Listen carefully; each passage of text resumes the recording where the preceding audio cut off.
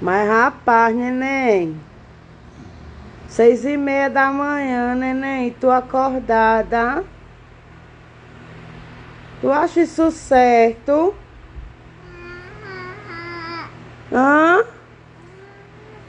Não? Tu vai trabalhar, é? Vai não.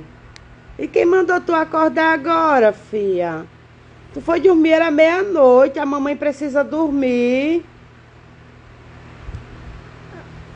Você não vai dormir, não? Olha que rolo de cabelo. Você não vai dormir, não, amor? Não. Você vai trabalhar? Vai? Você vai trabalhar? Então tá bom. Beijo, mamãe te ama, viu?